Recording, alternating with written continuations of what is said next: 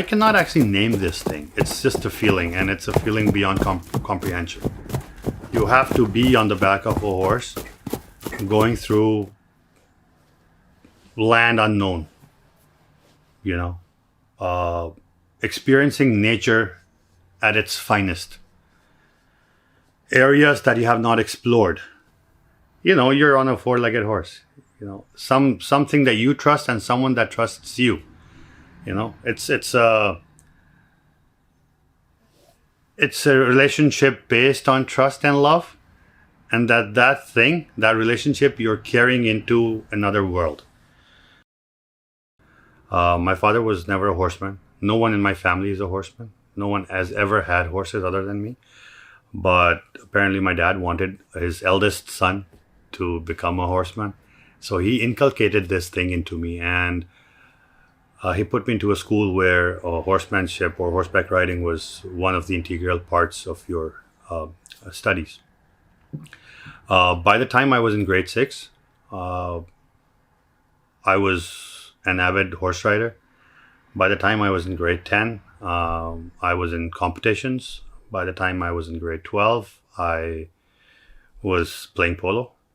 But then as nature took its course and I decided I wanted to move out of Pakistan to study abroad, I came to Canada. And that is when this hobby actually converted into a passion.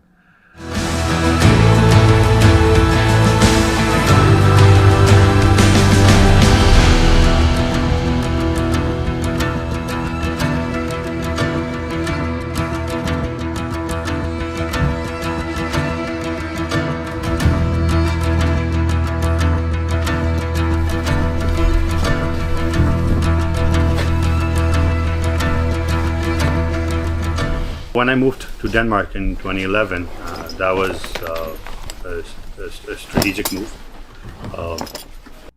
My horsemanship career actually took a very different turn. Once again, I rented a property outside of Copenhagen city. The first horse that I ever got in Copenhagen, I didn't pay €1 for it. It was free. It was given to me as a present. And it was given to me as a present because it was the same horse that I had treated because it fell on the road and it had a very bad wound just underneath the hind leg. The woman who owned the horse hadn't ridden that horse for about 6-7 years, and she was really scared to go near it. And because she was one of my neighbors, right? So I took care of the horse, and the horse was fine. The wound just vanished after like a couple of months. The horse's muscle was pretty good. And all this I did with experience. I had no educational background for that.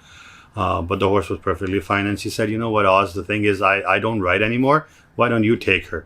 I know, she'll be in good hands and you're going to be taking proper care of her." And that is how I got my first horse in Copenhagen.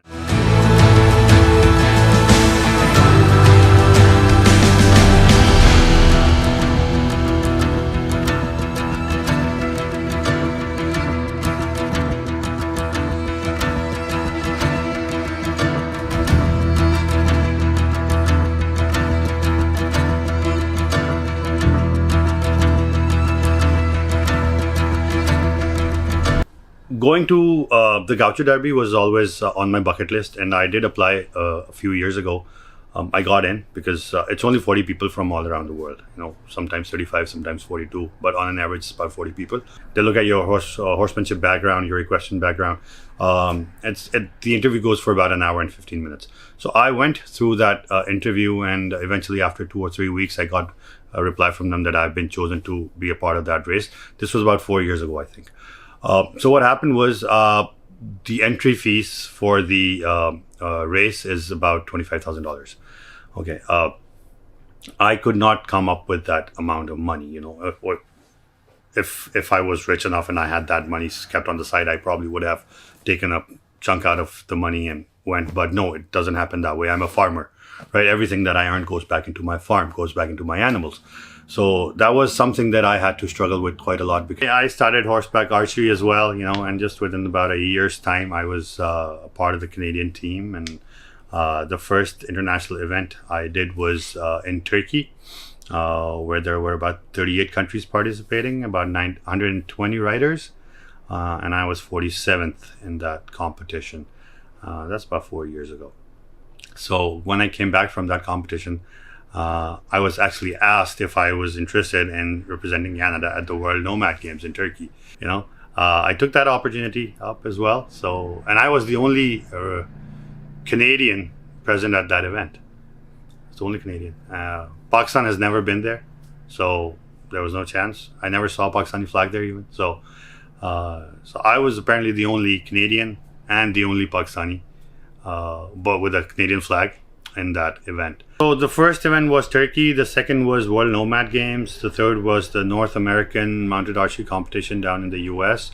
The fourth one was Mongolia in September last year, which was again a world championship. And then Saudi Arabia was another world championship. So we have two bodies, international governing bodies of horseback archery. One is the IHA and one is the WEF. So both have slightly different rules, and both have some countries are competing in both organizations. Some are just competing with one. Now, because I am also a Pakistani horseback archer, and I'm also the first president of the Pakistan Horseback Archery Federation. So with one international organization, I represent Pakistan. With the other international organization, I represent Canada. So that's how it works.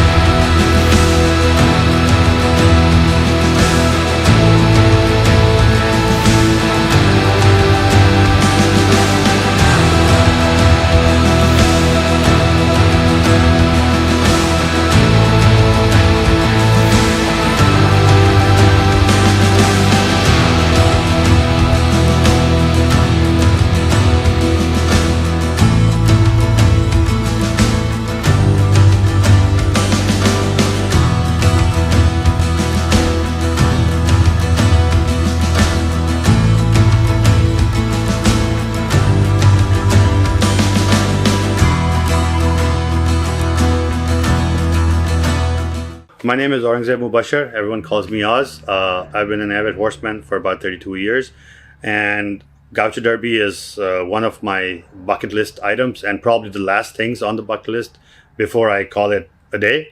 And I really want to participate in the race, because no one of my descent has ever been in that race. No one has ever participated.